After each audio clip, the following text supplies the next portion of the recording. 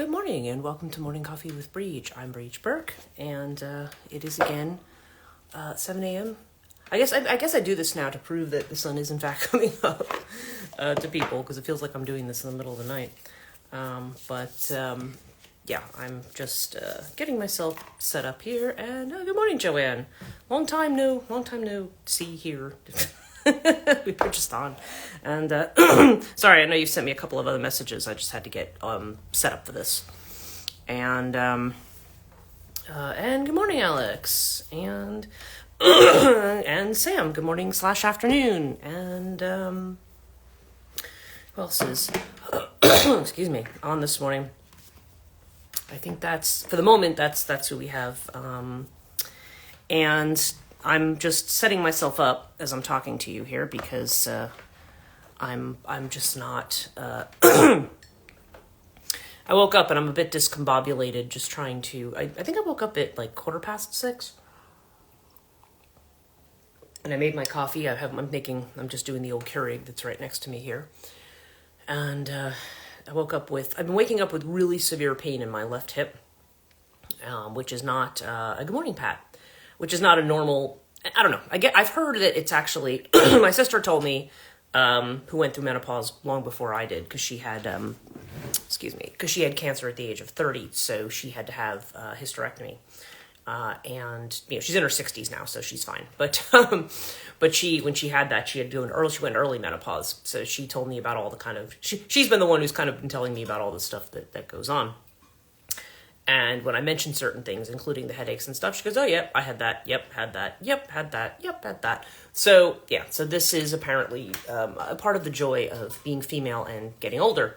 So I had to do some, yoga, some hip flexor exercises and stuff just to kind of get myself into a chair. And good morning. And good morning, Suda. And I was chatting with Joanne a little bit this morning, too, about some stuff. So, so we're... And I'm still on my first cup of coffee, so yeah, this is like a rather frenetic day over here. But we will pull it together because something always presents itself. I don't have a topic, and I've not been doing the ghost stories every day, I've realized, but I don't know. I may just try to come up with a really good one for Halloween and just let that go. Tonight is the last intuitive development class from 4 to 6. I had a partial in the 2017 Let the Ovaries In.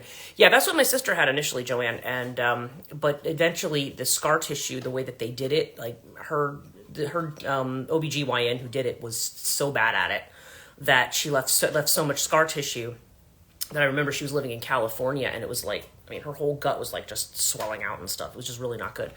And so they had to go in. She had an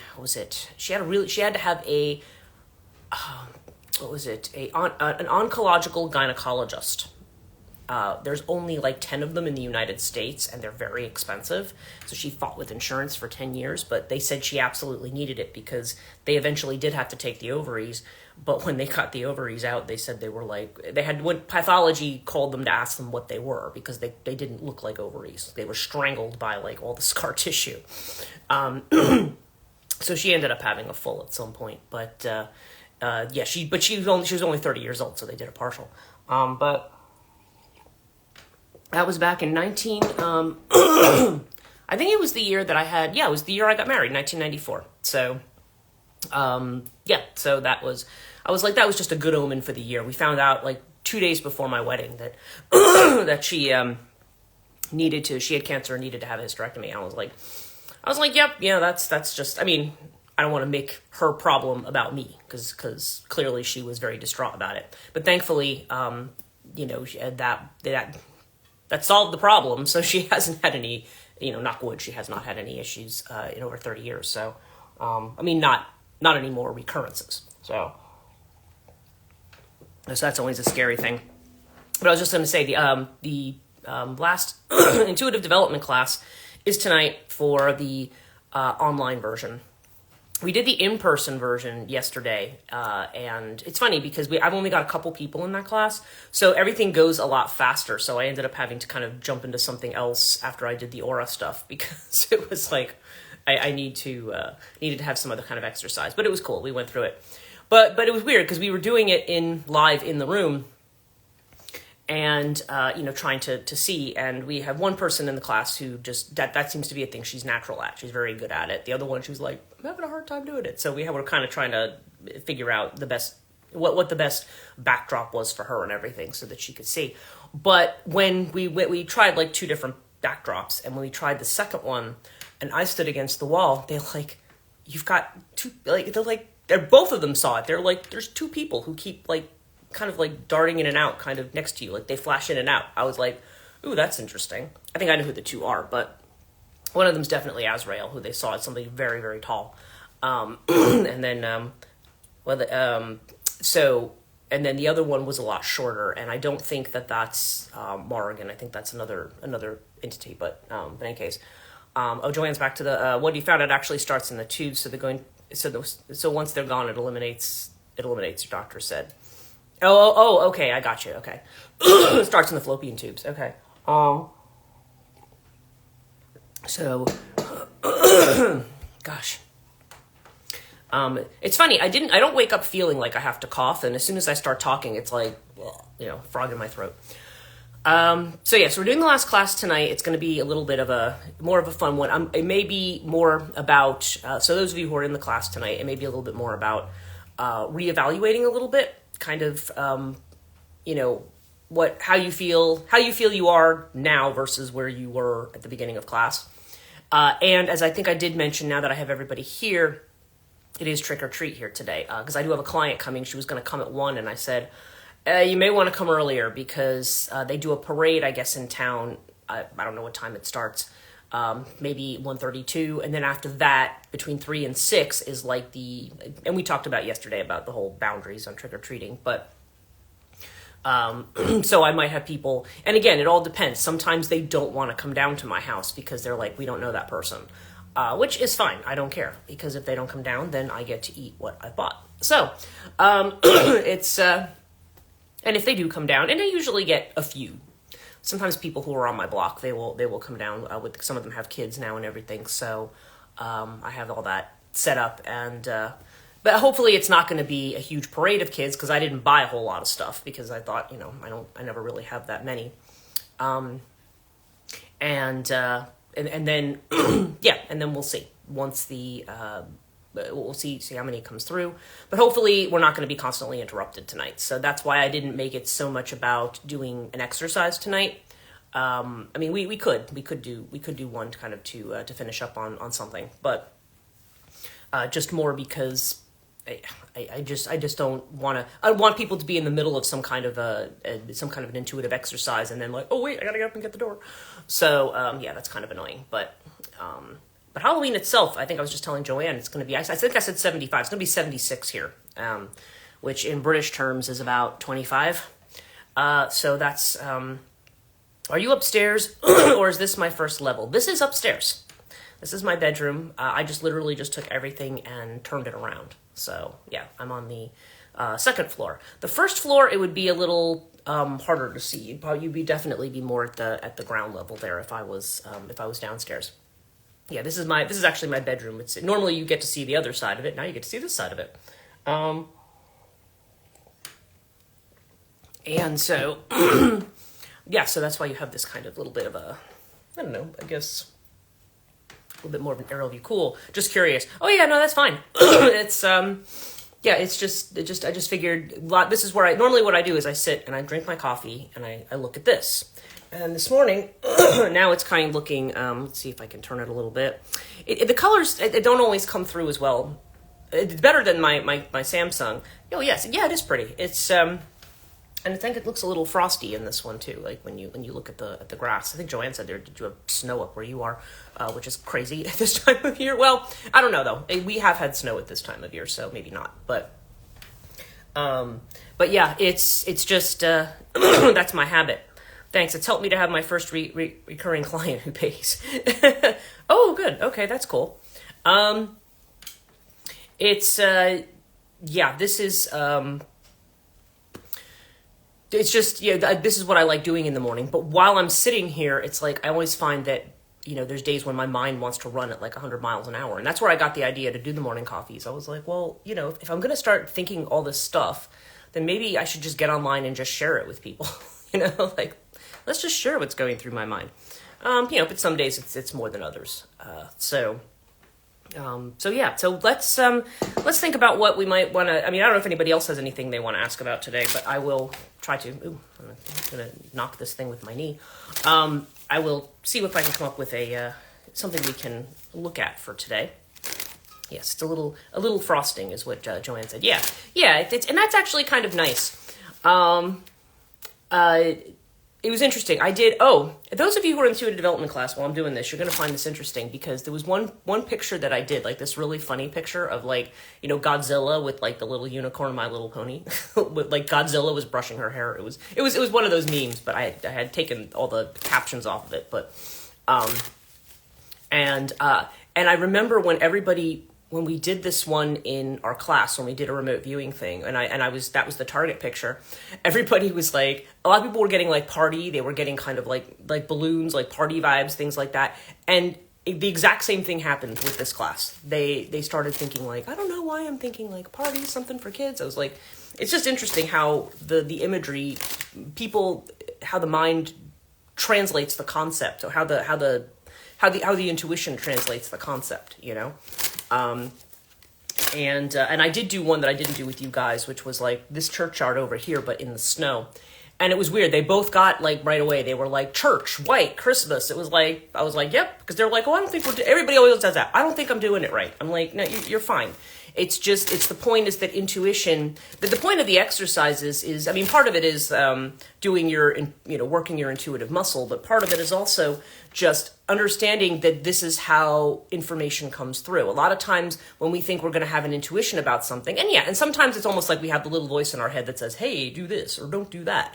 But intuition is really more what you receive in image, which is why some people say, oh, well, it's not very reliable because we want something crisp, clear, and concrete, And sometimes it is. We can have a strong feeling and go, especially if it's a yes or no or fight or flight decision where we go, yes, I really need to go for that, or no, I really need to stay away from that. But when it's something a little more ambiguous like that, the more it's just about trying to get a sense of an image or a place or something, we may not do as... it's not going to come through as clearly. So we think, oh, we're not getting it right. But it's like, well, no, it's not that you're not getting it right. It's just that you are, there's certain, it's more like you're getting a concept rather than, or an image or a feeling around something rather than the exact word. If I think about it, I can't connect. If I'm just spouting what pops in my head, I'm better. Yeah. And that's just it, because that's what I was saying yesterday about what passes through you rather than what we think. Sometimes what I would notice is if I did a picture that was kind of funny and then the next one was just like a nature scene or something very serious, people kind of carried over, because a lot of people were thinking, okay, it's almost like the mind was looking for the pattern, going, okay, she did 2 funny ones in a row, so this one's going to be one too. You know what I mean? It starts looking for the causal pattern. So yeah, it's just a really interesting exercise in how that part of our mind works and why people say, for certain things you don't want to rely on it. But if you understand how it works, it can be another tool that you rely on. And actually it's one that we don't rely on enough, So, very interesting in that respect. So, okay, so let's look at, I did a first reading just to see what we would come up with, because I didn't get to pick a topic for today.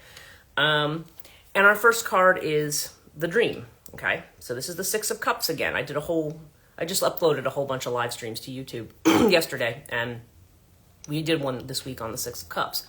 But, so again, this is the dream of, this is almost the old longing for the good old days, I think is the way I'm feeling it today. Kind of like longing for that time when things were easier. But on the other hand, like I said, it's a double thing. And Joanne's saying how ego butts in, change it and it throws it off. Right, exactly. And that's the other thing about it that makes us uncomfortable, because we like things to be orderly and predictable. We're a species that likes order. But the thing is, we have to recognize that's part of what, at least part of what chaos magic was based on. The idea that you are you shouldn't do things the same way all the time, because causality, and even the rationalist philosophers will tell you that causality is a myth. There's no reason why a cause should have an effect. And again, that was proven through a rationalist philosophical theorem by David Hume. That was not something that somebody just decided, but because really, strictly speaking, like if you're in the way of nature, I have a podcast coming out, for my patrons, it'll be coming out today, for everybody else tomorrow over on Cattonia. And the whole thing about the podcast is that you have, it's on what they call the storm hags, the storms that suddenly blow up at sea, like out of nowhere, and are sometimes perceived of as having this, like a hag that's going to drag you down to the deeps. So relevant in who buys and who doesn't. Yeah. Right. Well, exactly. No, you're right, Suda. That is definitely, this is what algorithms are largely based on. What are your habits? What are your patterns? What are you going to do? Best way to screw with an algorithm is just to keep doing random stuff all the time in sales. Yeah. Causality. Yeah, no, exactly. That's exactly what I thought you meant. And yeah, marketing does that all the time. What are your habits? What kind of books do you look at? What's this? What's that? And if you just go around, I think it's really funny if you're somebody who is, say, researching a topic. Let's just say, for argument's sake, I was going to research serial killers, which I'm not. But let's just say I was doing that, and so then I started looking up all these books on serial killers. And then the kind of stuff that's going to show up on your Amazon, you might like this kind of list. And it's like, no, I probably wouldn't like that. But, then it gets an idea about you and what you like that's not correct, because it's just a topic you're researching. It's got nothing to do with you or your personal. You might find it to be an interesting topic. That kind of psychology of that kind of thing can be disturbing and interesting, right? But it's just not. But the idea that therefore that's what you really want to look at, not necessarily. I have gotten things. I remember a long time ago. I had mentioned something. This tells you how long ago it was. Where I mentioned something about Glenn Beck, who I can't stand, okay? My feed when I was in psychopathology class was wild. Yeah, exactly. There you go. But I remember I looked up something, or I said something about him in a post, and it wasn't a positive thing. It was a negative thing.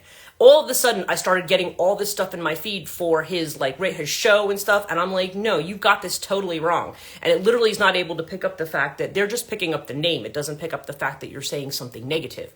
Now, AI supposedly would, maybe more. The whole point is to make it more intelligently interpret that, but it's still based on the idea of causality, which is why I'm like, well, everything, statistics, polls, education. What do we have in education, right?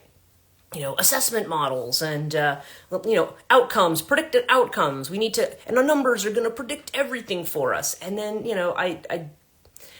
I just, there's only a certain amount of that. What I don't like about all of that is that it's just dehumanizing. It's just, it just assumes that we are all a cog in a wheel. We're all part of a pattern, and we're not. And that's why I think intuitive development is important, because you can get a piece of information and people, well, how do you know that? It's like, I don't know. I just know it. And then people go, yeah, well, you don't know what you're talking about. And then when it happens the way that you say it's going to happen, then it's just kind of like, that's when people kind of look. Because again, then they start looking at you for the causal pattern, right? If you're a reader and if every time they work with you, you get everything right, then they're like, wow, you're clearly very psychic. It's like, well, you may just have somebody who just connects with you very well. I've had other clients who I feel like they're a closed door. I can't connect with them at all. And I'm sure they tell people that I'm a terrible reader, but I'm not. It's just that I'm not connecting with them, or they're saying, oh yeah, I want a reading, but they don't really want to connect.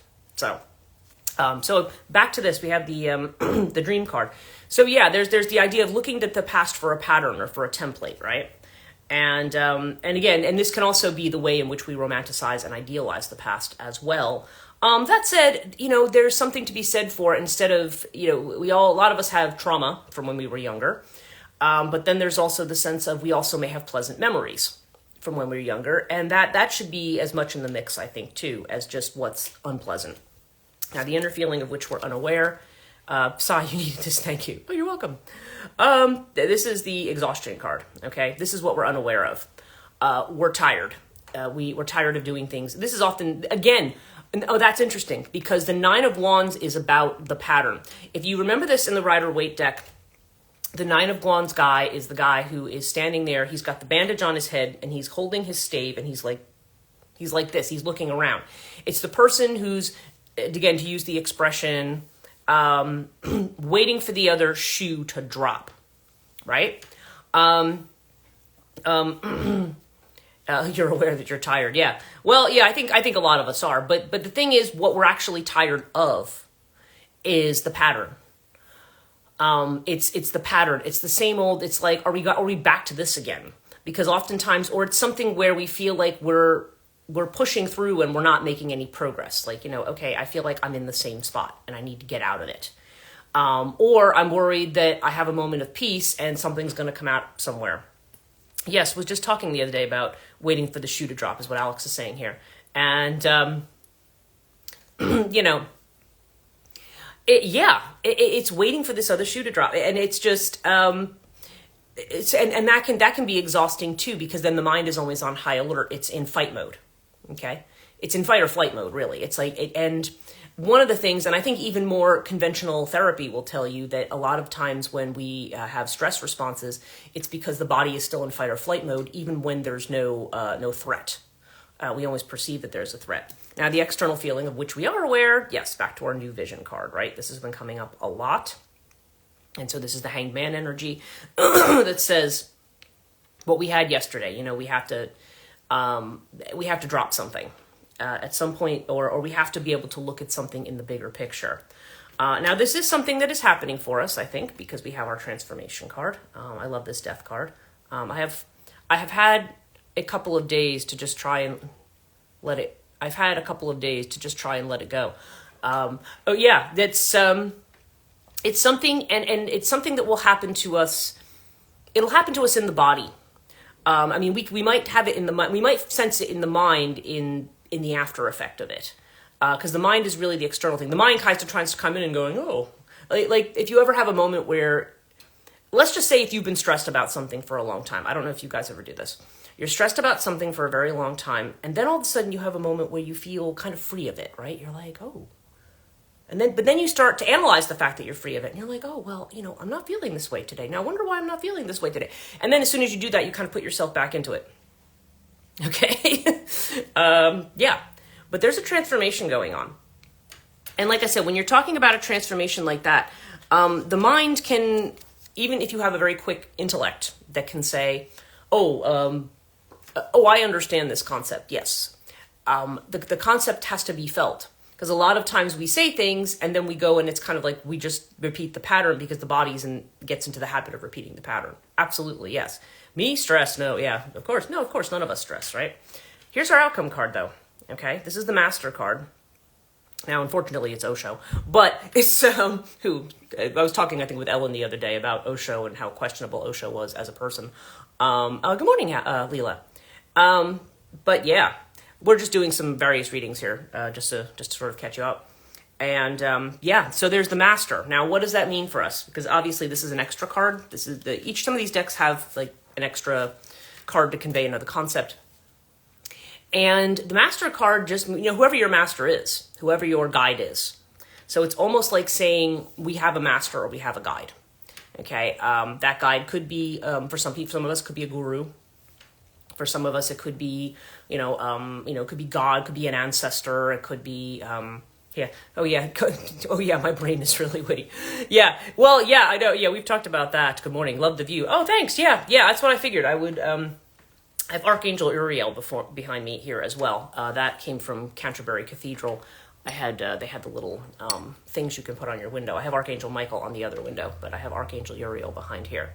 I want Samuel Jackson on your window. Sorry, that was really funny. Yeah, I just figured, right now, it'll be great when we have like the first snowstorm, if we have it in the morning, and then you can like watch it. And maybe I can play like, do you ever think when it snows, did you ever hear, what was that one? It's from Charlie Brown Christmas, but it was one of Vince Guaraldi's pieces. It's called Skating, and it's an instrumental. You want Samuel Jackson as your guide, okay. Okay. Yeah, well, I think Samuel Jackson probably is the spirit guide for a lot of us. But and some people have spirit animals and they have different things. that they do. But yeah, we all kind of have a guide right now. And I mean, we're our own guides to a certain degree. I mean, that guide to a certain degree is internal, but then we also may have external guides as well. I think all of us are kind of, I think the more you do work of this kind, the more you draw the helpers to you that you need. And like I said, some people, it could be a guide who is, like I said, you could be somebody who, like I said, this could be, like I was working with somebody who was like, feels like their mother had passed away and they felt like their mother was their guide. Other people, it could be different types of spirits that we connect with, again, depending on our religious background, depending on who we might be working with. If we are doing spiritual work with a particular deity or entity, sometimes they call to us. You'll take Mr. T. I think. Mr. T.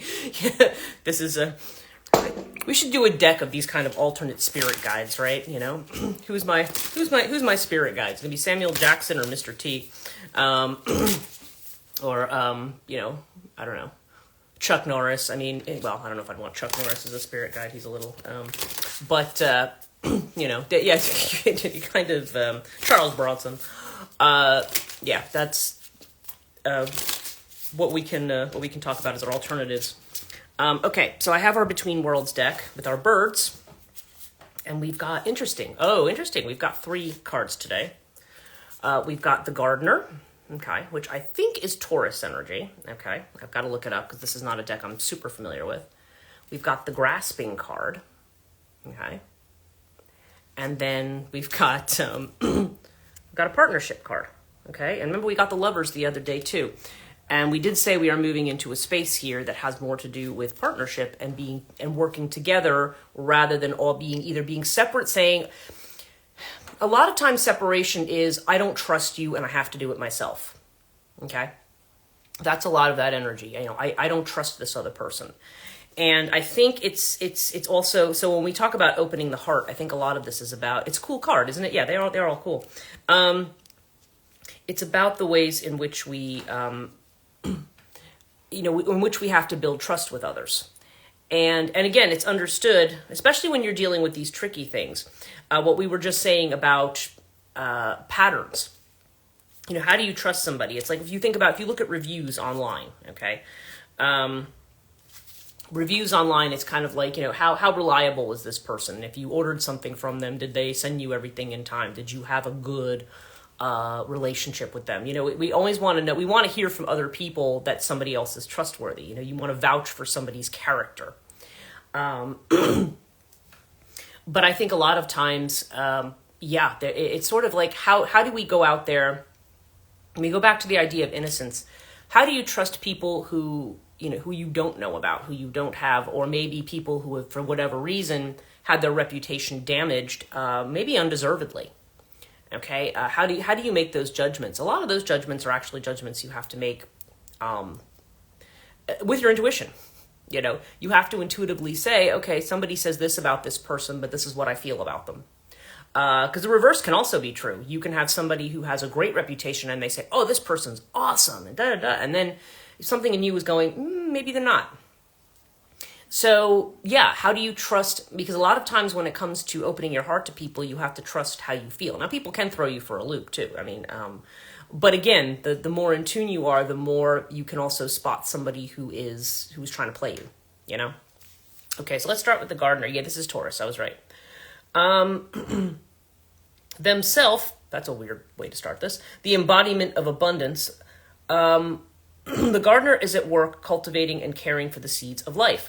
The gardener appreciates healthy soil because they know that from good foundation, anything can be grown. In this way, they lead a quiet revolution. They value diversity, education, kinship, and reciprocity. As a natural giver, the gardener can sometimes struggle with saying no. Okay, so we have this energy of the gardener, and then we have the Grasping card. Okay, and this says, it may feel as if everything is an extra effort when your work doesn't flow. There's our 9 of Wands, right? Or your results don't fit your expectations. Trying too hard to have or be something is tiring. That gets to the point.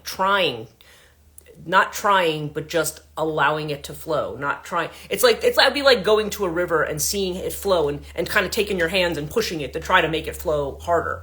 Yeah, all you're doing is wearing yourself out, or trying to make it flow in another direction by pushing the water in another direction, you know?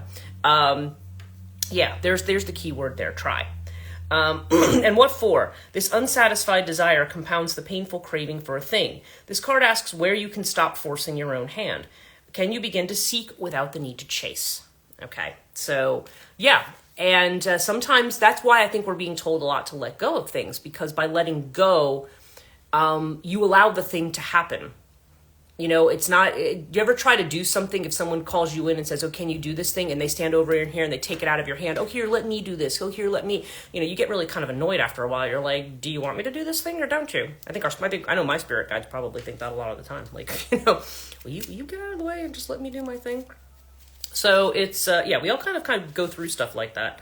Now the partnership card's the third one that came up. There's a deep bond of lovers, okay, which we have gotten in the last couple days, business partners, friends, or otherwise to explore. So in other words, partnerships and relationships take all kinds of forms. It's not just love partnerships. These relationships are natural mirrors through which to see yourself more clearly. Watch for what is revealed to you. Can you experience yourself as your own most tender partner? And from your centered wholeness, can you walk each other home? That's interesting. Now that kind of gets back to what I was saying about the master card. That to a certain degree, yes, we do have a master who is there walking with us. But there's also the sense of, well, how do you seek without chasing? Oh, that's a good question, actually. And it's actually, I know the answer to that one, and that is that you set an intention. You set an intention for something. And when you set the intention, it's almost like if you... it's like having a carrier pigeon, right? You attach the little note to its leg. That's your intention. And then you let it go. You don't follow the bird. You just assume it's going to go do the thing it's supposed to do, right? And you allow, you know, or you dig up the soil and you plant a seed, right? You plant seeds in the earth. You don't continually dig the seed up to see whether or not it's growing. You just leave it to grow. That's something we have a hard time doing, especially when we're very attached to the outcome of things. We want to know how things are going to come out. And so, or even in love. I mean, you know, you can have an interest in somebody. Ooh, my cards are all messed up here. But you can have an interest in somebody, but sometimes if you chase that person, it can become, you know, they may see, depending on how they feel about it, they could see it as outright stalking, right? But a lot of times people are very careful about how they approach that kind of thing. Stray animals, you want that stray cat to come into your house. If you go run after him and try to grab him, chase him, he's probably going to outrun you and get away, right? But if you just let him do its thing, leave him the space, you know, put the food out, whatever to make it desirable for the thing to come in your direction. Setting up the environment for the thing. That's why they often tell you to act as if you have what you need. Because it's almost like you're setting up that comfortable space for that new energy to come in, you know? So that is how, so when you seek something, sure. I mean, depending on what we're talking about, sometimes you do have to do research on something, or you have to, take certain steps.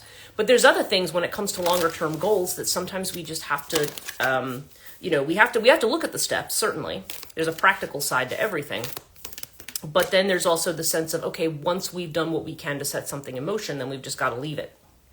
And we might check on it now and again, but we can't be trying to control how it works. And, but we have a habit of doing that because we are very much in this space of control and wanting to control things. And when I say control, I don't mean, oh, interesting, the gardener makes sense. Cultivate versus coerce. Right, exactly. You can't force the flow of something. And it will, sometimes it's just a matter of, okay, I've done the steps. So I have to wait until till things come in that are needed for us. And the thing is, though, when we have a goal and we're motivated and we want to do it like right now, we may want the result right now. But unfortunately, things take time and they can take work too.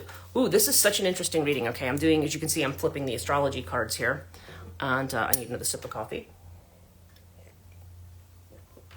Okay, this reading is interesting as you're going to see how it starts and it ends. Okay, so right now we're in South Node energy, okay? South Node is great question and answer. Yes. Oh, thank you, Leela. Yeah. It's you sometimes just have to let it. We can think about that in the terms of a child too, actually, because if you have a child, obviously you love your child and you want your child to succeed at everything. But that sometimes half of that means sometimes that you've got to let the child do its own thing or make I'm saying it like I don't mean it, I mean like them, because they're a person, make a mistake. Let them make a mistake, Thank you. I have more to think about. Yeah, it's sometimes it's in that sense too, in the way that you let whatever it is grow into whatever it's going to be or whoever it's going to be, right? Okay, so we have the life stats card, South Node. So it's so this is about what we're clearing away, and we have this in our environment. Here is the Yod aspect. Okay, you can see the Yod aspect here. If you have one of these in your chart, congratulations. I have one too. This means that you are probably born for a particular purpose, and of course that means that your life is not going to be easy. So yeah. So when I was told I had a Yod aspect, I was like, cool, because somehow it's certain forces in your chart that kind of I don't know. I mean, they're forces of destiny, so this really is all about things coming in when they're supposed to. But it also means us having to kind of work for it. Sam's laughing over here. Yeah, you have the Yod aspect. I have one. I have the Yod aspect, I have the mystical rectangle, and I have, the grand fire trine. I have those three things in my chart, right. That's just in the middle. We haven't even gotten to the rest of it, right? But, the Yod aspect can create, and the fact that we're looking at it in terms of what we might think of as karma, what we might think of as what we're trying to learn, what maybe if you believe in karmic debt, what kind of debt you're trying to pay off, whatever it is that we're trying to figure out and to change here. I still have to send you mine. I keep forgetting. Oh yeah, absolutely. Yeah, do. You can message me here on, or if you want to email me at transitionlifecoaching22@gmail. I think I should have it in my bio too. So yeah, if you want to email it to me, I'd be happy to take a look. It's now here's what we're the third card in this spread is what we don't see yet. Okay. And this is the moon, okay? And, hello, April. So we have the moon. And so this is what we're not seeing. Again, back to what we were talking about at the beginning with intuition. This has to do with what is felt, not necessarily what's part of a pattern, not part of what we're seeing. And don't forget, too, that South Node energy does have to do with patterns. It has to do with past patterns, with habits of behavior, with the way in which that we do certain things. And really, when the Yod aspect comes up, it's because we are being pushed. We're being pushed in a particular direction. And this is unpleasant and uncomfortable for us because it's trying to push us to change. And we may be resistant to that change. We may be doing things and getting thwarted every step of the way and saying, why is this happening to me? Well, because you may be being called upon to do it differently. I had a day like that yesterday. All day, everything I did, I just felt like everything that I touched was taking 10 times longer than it should. And I'm like, maybe this is just telling me that I don't need to rush into this. Like, for instance, I'll rush around to get the house straightened up, okay? And because I know, I'm going to have a client tomorrow, so I have to, if they're going to come to the house, I have to have the house straightened up. And then, I'm trying to say, oh my gosh, how am I going to fit this in with all these other things that I have going on? And then the client will call and say, yeah, can I come tomorrow instead? And so you're like, oh, so I'm rushing around and doing this. And of course, while I'm trying to do the housework, everything's going wrong. I'm trying to clean things and then, oh, this thing's broken. Now I got to stop and fix this thing. And now I got to do that. And then just to find out that, yeah, actually you can take your time, and so, yeah, so things like, that's just an example, but just things like that. Well, right now we are in this space though, where there is major change going on around us, as we've talked about many times on this live stream. But this is also what's going on with us. It's like, okay, it's like the finger of destiny. Like, yep, been there. Yeah, exactly. You rush around to do something, and then all of a sudden it's like, oh wait, no, it's not happening now. Oh, okay, all right, well, I'll chill out then, I guess. And then or you try to decompress from it, or you just kind of. I don't know. I always find that I have to laugh because I'm just like, It's like, okay, it's trying to kind of push us into a different mode, like, relax, everything will happen as it's supposed to. It's like what I've said about the ALMA programs too. It's like, everybody's rushing around to do something, everything gets messed up, and everything comes together just not in the way that we thought it was going to. So yeah, so our feelings, our intuition, that's what's important right now. That's really where the source of energy, source of information is. Because that's the only way we're going to know how to do things differently. The logical mind wants to bring us back to causal patterns. These 5 things. Pat says, oh yeah, kind of same. A lot of stuff to do, and somehow I end up doing all the other stuff and not initially what was planned. Yeah, and it's weird too. We can sometimes we can get distracted and off track, but then sometimes going off track is just what we need to do. It's like the word serendipity, right? Like you got kind of. It's like that kind of meandering adventure that you take, and then you come across the thing that is the goal just by not doing what you planned, So here's the advice card. We have 3rd house, okay? So this is the card of messages. This is Gemini energy. Now, 3rd house energy, 3rd house covers a lot of territory, okay? But this is about messages, primarily, okay? This is about messages. Yes, exactly, Pat's saying. These are messages. What messages are we receiving? With the moon card, what messages, like I said, we started with the master card, right? What messages are our guides trying to bring us to? What direction are we being pushed into? And can we get out of the determination to do it our way in our heads? If we feel like that's meeting with resistance, or that's causing problems, or that's causing exhaustion, it's probably a sign that you need to stop, allow your intuition to kick in. And again, you don't have to do this in kind of like a cerebral step-by-step process. Sometimes you just need to walk away from the thing and go, you know what, a lot of times that's why you'll see in the Osho Zen deck, they'll say, just go do something unimportant. Just go do something unimportant, or just something that you want, or whatever. Now I realize if we're at work and stuff, like, yeah, you got to be at work and do your job, right? But just whatever it is that we're worried or stressed about, sometimes we just have to let it go. And now here's our outcome card. Now remember, I told you the starting card was this, okay? And here's our outcome card. The North Node. South Node to North Node, okay? And I think right now we are still on the Aries-Libra axis. So that's interesting, because Libra would be about what lessons we've had in terms of relationship. But Aries energy has a lot to do with, beginnings and new beginnings. And Aries is going to be playing a big role next year, with Saturn moving into Aries, with Neptune moving into Aries. And again, regardless of where your nodes are, my nodes happen to be... Leo Aquarius, I think is that where my nodes are? Yeah, because my North Node is in Aquarius and my South Node is in Leo, on 8th and 2nd house axis. So, so for me, it's interesting, because for me that would indicate in the area of support, like financial support and so forth. My South Node is in the independence, good morning, is in the independence segment of things. But my North Node is in the doing it with others, like the joint finances kind of a thing, like doing it, 8th house, me moving in the direction of the 8th house too, that's definitely, that's scorpionic energy. That's profound change. But moving into this space of what's done, not trying to do everything alone. That's at least one aspect of it.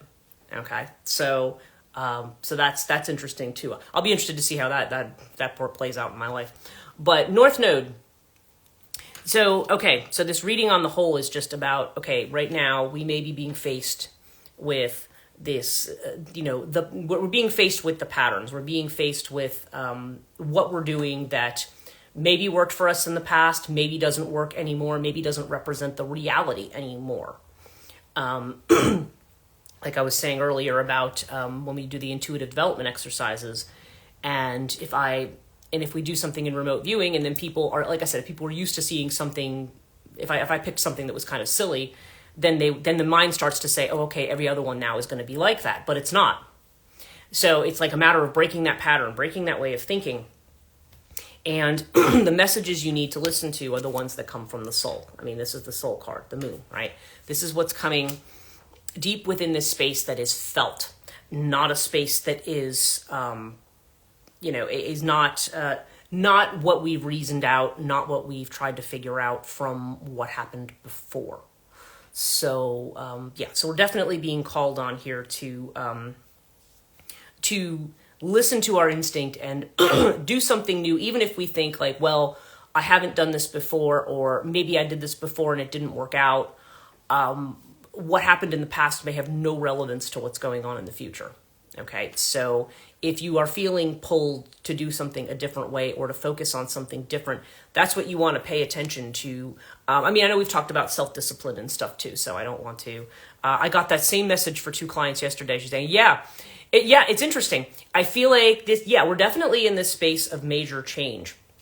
That's why it's really weird. My guides have been telling me to stay off social media lately in terms of, watching various things that are going on in politics, culture, and so forth, because they said, you're not going to get a clear picture of what's going on because it's just not, because everybody thinks, something's just going to be more of the same. Yeah, and you got that. Yeah. And and the key is that, no, things are not going to be the same. It's just that we don't see the change yet, so we assume things are going to be the same, because that's what we kind of go back to, is that kind of thing. So yeah, we are definitely in a space of needing to move outside of this realm of doing things the same way. So a lot of times what they'll tell you to do is just like I said, we were talking about setting intentions before, and just seeing how they develop, not making an assumption about how they're going to develop. Because, there may be certain things that we can predict and certain things that maybe we're hearing a lot about unexpected turns and such. In fact, I want to, my last thing I'm going to do is pull a rune for today. And what's our rune? Who wants to come in? Ooh, yeah. Okay. We have Esau right now. Okay. So Esau shows up when we think that we are stuck. Okay. Interestingly, it's like the winter rune. And, but as the winter image is one of, if everything looks like it's dead, there's snow on the ground. But the thing is, underneath the ground, everything is getting ready to be alive again. It's that period in between. And we saw that the other day with the no-thingness cards. Thanks so much, Powerful Morning Coffee today. And thanks, beautiful group. Oh, you're welcome. I'm going to be getting off in a few minutes because we're just about done. But it's saying when you have the winter card, it means this is the period just before rebirth. Okay. So if you're feeling stuck, just understand that may also be why it's saying don't push against the current. We've got so many retrograde planets right now that moving forward may not be happening as fast as we want it to, or in the way that we want it to. But it's happening, so, but there's a lot that's going on behind the scenes right now. So we need to go more with what is felt, rather than what we're seeing, and seeing what kind of messages we're getting from our intuition, what we might be getting from spirit, So I know it's gross planet wise. Yeah. Well, right now it's major. Yeah. There's a lot of things between the normal planetary aspects and then what's going on with solar storms and, all other kinds of things, comets, second moons, supernova that's getting ready to blast off that we're going to be able to see in the sky. There's all kinds of stuff going on, and Mars is trolling. Well, Mars is trolling, Sun is trolling. Everybody's angry at Pluto. There's a whole lot of stuff. Is this alluding to massive systemic change? That's more than likely. A lot of the way the astrology seems to be shaping up is that this may change the way we think about a lot of things, especially as we move out of Capricorn. There's some astrologers who think we're going to be looking at like a whole different economic system, for example, or a whole, just a whole new way of approaching life and work. There's an old way that's dying out, and a new way that's coming in. So you want to keep. It's the old don't throw out the baby with the bathwater. You want to keep what's good about. Because all of the lessons that we have, the Capricorn energy, as I said the other day, it's not all negative energy. There's discipline, hard work, and effort, has it, is not a bad thing. It has its place, right? It's like, don't be bothered with the mundane. By the mundane, it won't matter anyway, is what Suda's saying here. Yeah, it's just, it's not. Yeah, we can get caught up in the day-to-day stuff with people, for sure. Rational people are ousting crazy stuff. Well, or maybe people who are posting crazy stuff. Yeah, that's it. Because if you're too cerebral and you're looking too much at patterns, of what you think or what your own trauma response to something is in a particular situation. Again, that's why I think we're seeing a lot of energy around what's unexpected and what be prepared to be taken on a new pathway, and it's not going to necessarily happen in the way so that we think it's going to happen. So anyway, we are past time, so I am going to wrap up with that. Thank you guys so much for being here with me today. I always love having everybody on. I will be on again tomorrow's Monday. Yep, tomorrow morning. I'll be doing 2 live streams tomorrow here and then at Katonia. And I'll be posting the Katonia podcast tomorrow. And we have those of us intuitive development tonight. I have that class along with trick-or-treaters coming. You're welcome. And and Monday we've also got the ISFM seminar, and we're going to have my lecture on Wednesday. So I'll have more about that coming up tomorrow.